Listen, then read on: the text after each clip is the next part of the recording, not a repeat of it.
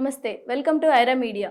Breast cancer గురించి, సమస్యల గురించి మనకి వైద్య సలహాలు అందించడానికి మనతో ఉన్నారు డాక్టర్ షమీన్ గారు, స్పెషలిస్ట్ ఇన్ ఆన్కాలజీ సర్జన్. నమస్తే మేడం. హలో. మాకు కొన్ని డౌట్స్ వచ్చాయి, కొంతమంది అడిగిన డౌట్స్ కూడా ఇవి. ఒకవేళ బ్రెస్ట్ క్యాన్సర్ ఒక బ్రెస్ట్కి అటాక్ అయితే తర్వాత కొన్ని రోజుల తర్వాత థెరపీ చేసుకున్నాక తర్వాత సెకండ్ బ్రెస్ట్కి అటాక్ అయ్యే అవకాశాలు ఉంటాయా? అఫ్ కోర్స్, బికాజ్ ఒక్కసారి బ్రెస్ట్ క్యాన్సర్ వచ్చింది అంటే the same risk factors are present for the other breast. And that ఒక్కసారి బ్రెస్ట్ క్యాన్సర్ వచ్చింది అంటే that itself become a risk factor. మళ్ళీ ఇంకో సైడ్ కూడా వచ్చే ఛాన్సెస్ ఉంటాయి అండ్ రికరెన్స్ కూడా అయ్యే ఛాన్స్ ఉంటుంది. రీక్రియేట్ అవుతుందా బ్రెస్ట్ క్యాన్సర్ అనేది? ఎలా? అలా ఉండదు. ఏంటంటే ఏదైతే ఫ్యాక్టర్స్ ఒక్క బ్రెస్ట్లో క్యాన్సర్ వచ్చేలా చేసాయో ఆ ఫ్యాక్టర్సే మళ్ళీ ఇంకో బ్రెస్ట్ క్యాన్సర్ కూడా వచ్చేలా ఉంటాయి. సో దట్స్ వై ఒక్కసారి వైపు బ్రెస్ట్ క్యాన్సర్ వచ్చింది అంటే మరో సైడ్ బ్రెస్ట్ క్యాన్సర్ రావడం అనేది పాసిబుల్. అంటే actually increased is compared to a normal individual. ఇప్పుడు డ్రింకింగ్ చేసే వాళ్ళు కానీ, స్మోకింగ్ చేసే ఉమెన్స్ అయినా సరే, వాళ్ళలో బ్రెస్ట్ క్యాన్సర్ రావడానికి ఎక్కువ ఛాన్సెస్ ఉంటాయా? అఫ్ కోర్స్, అడిక్షన్స్ అనేవి చాలా చాలా డిసీజెస్కి రీజన్. దానిలో ఈ క్యాన్సర్ కూడా ఒకటి. యాక్చువల్గా ఈ ఫీమేల్స్ ఇప్పుడు వరకు నార్మల్గా ఇండియాలో అయితే స్మోకింగ్, ఆల్కహాల్కి అడిక్షన్ అనేది చాలా తక్కువ ఉండేది. బట్ ఈ మధ్యలో బికాస్ ఆఫ్ వెస్టర్నైజేషన్, అదేదో మోడర్నైజేషన్ అనుకుంటూ those things have started. It is very in the youth especially addictions అనేవి పెరిగిపోయాయి. This smoking and alcohol both are risk factors for breast cancer development. ఒకవేళ మనకి మీరు చూసిన కేసెస్లో అయినా సరే ఇప్పటి వరకు ఏ ఏజ్ గ్రూప్ నుంచి ఏ ఏజ్ గ్రూప్ వరకు ఎక్కువ బ్రెస్ట్ క్యాన్సర్ అటాక్ అయ్యే ఛాన్సెస్ ఉన్నాయి? యూజువలీ యాజ్ ఏజ్ ఇంక్రీజ్ అయ్యే కొద్దీ మన రిస్క్ అనేది ఇంక్రీజ్ అవుతూ ఉంటుంది. మోస్ట్ కామన్ 45 నుంచి 75 వరకు మోస్ట్ కామన్గా బ్రెస్ట్ క్యాన్సర్ అనేది ఎఫెక్ట్ అవుతుంది. But in general less than అంటే 20 ఇయర్స్ వాళ్ళకి కూడా 30 ఇయర్స్ వాళ్ళకి కూడా రాదని ఎక్కడ లేదు. బట్ యూజువల్ ఏజ్ గ్రూప్ అంటే 45 నుంచి 75 వరకు. మనకి బ్రెస్ట్ క్యాన్సర్ వల్ల వచ్చే రిస్క్ ఫ్యాక్టర్స్ ఏంటి? దాన్ని ఎలా ప్రివెంట్ చేసుకోవాలి?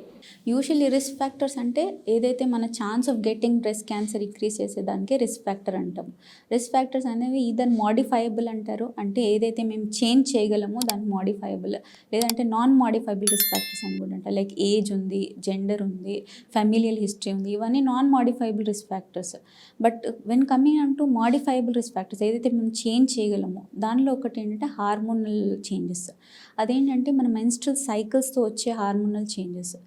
ఎప్పుడైతే మన మెన్స్ట్రల్ సైకిల్ అవుతుందో ఒక ఈస్ట్రోజన్ లెవెల్స్ అనేది పెరుగుతుందో ఆ పీక్ వల్ల మన బ్రెస్ట్ క్యాన్సర్ అనేది వచ్చే రిస్క్ పెరుగుతుంది. సో మన లైఫ్లో ఒకవేళ ఎక్కువ మెన్స్ట్రల్ సైకిల్స్ ఉన్నాయి అంటే మోర్ దెన్ 400, 420 కంటే ఎక్కువ సైకిల్స్ ఉన్నాయి అంటే మన రిస్క్ అనేది పెరుగుతుంది.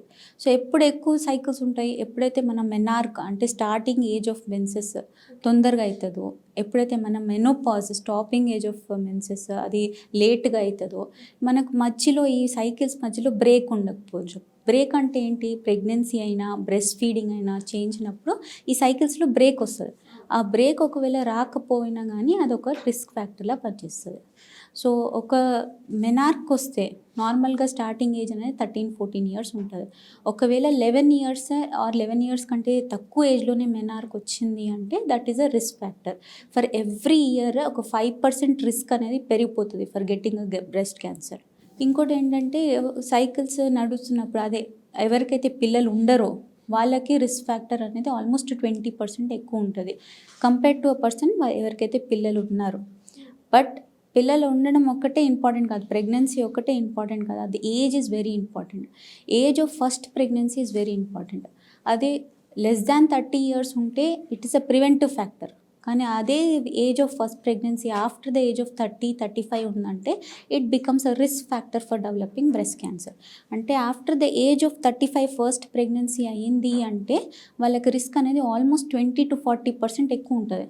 జనరల్గా కూడా ఇప్పుడు మ్యారేజెసే డిలే అవుతున్నాయి, దాంతోపాటు ప్రెగ్నెన్సీ అనేది ఇంకా డిలే అవుతుంది.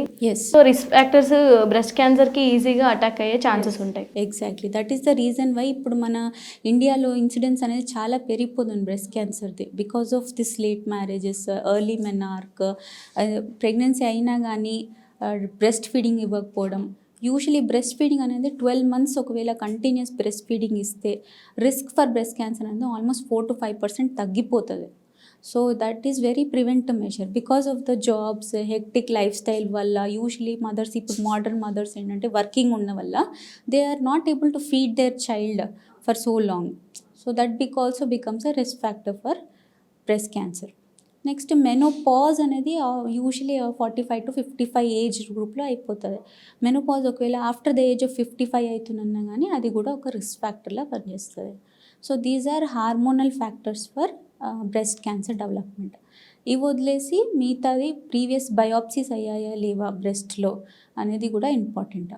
బయాప్సీ వచ్చిన అది నార్మల్ బినైన్ థింగ్ ఉంటే అది కాదు, కానీ ఒకవేళ ప్రాలిఫరేటివ్ లీజన్స్ ఉన్నాయి, ఏటిపికల్ లీజన్స్ ఉన్నాయి అన్నప్పుడు అవి ఒక రిస్క్ ఫ్యాక్టర్లా పనిచేస్తాయి. వీటికి ప్రివెన్షన్స్ అంటే అదే ఎర్లీ మెనార్క్ ఎందుకు వస్తుంది? Because of exposure to pesticides, chemicals, plastic అవన్నీ ఎక్స్పోజర్ వల్ల, అండ్ హై ఫ్యాట్ డైట్ మిమ్మల్ని అడగాల్సిన క్వశ్చన్ అదే. బ్రెస్ట్ క్యాన్సర్ ఒకవేళ అటాక్ అయ్యేది కొన్ని ఛాన్సెస్ ఉంటాయా? ఏదైనా బయట ఫుడ్ డైట్ ఫాలో అవ్వకపోవడం వల్ల, లేదంటే మంచి ఎక్సర్సైజ్ లేకపోవడం వల్ల, ఇలాంటి వల్ల కూడా ఏమైనా ఎఫెక్ట్ అవుతాయా? Exactly. Lack of physical activity is one of the risk factor. అంటే ఫిజికల్ యాక్టివిటీ ఎవరైతే చేస్తారో, ఎవరైతే ఎక్సర్సైజ్ ఫాలో చేస్తారో, WHO ఏం రికమెండ్ చేస్తుందంటే అట్లీస్ట్ వీక్లో 5 days అయినా per day at least half an hour, 25 minutes to half an hour exercise అనేది మ్యాండేటరీ. ఒకవేళ అది ఫాలో చేస్తే that acts as a prevention from breast cancer.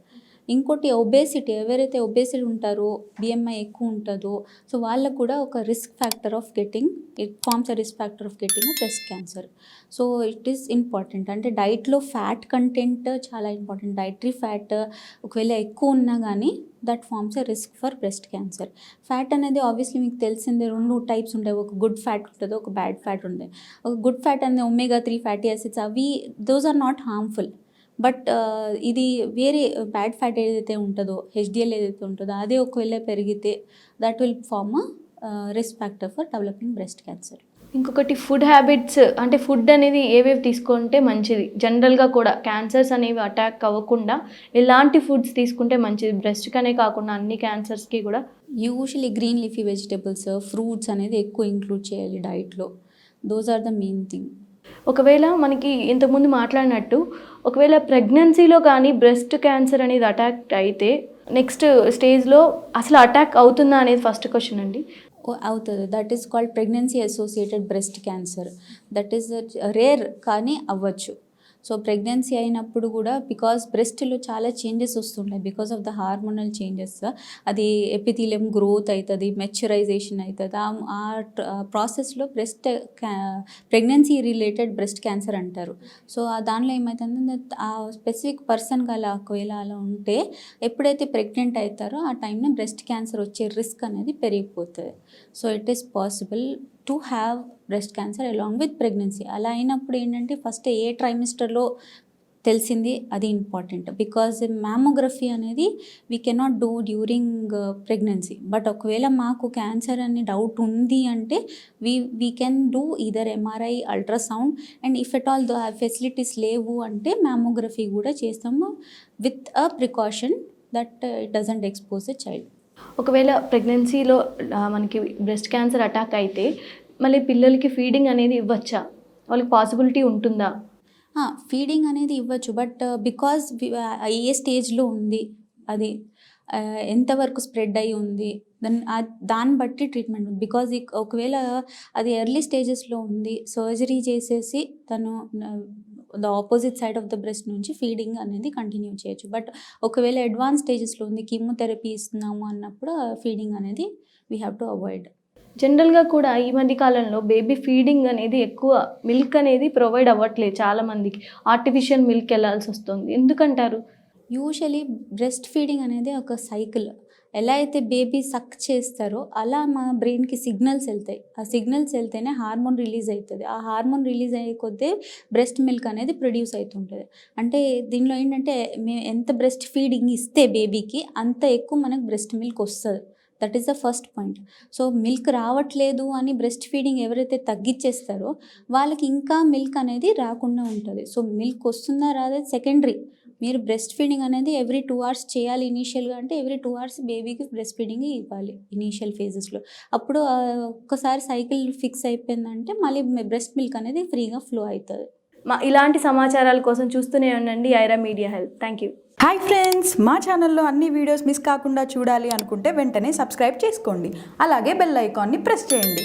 Like, share, comment.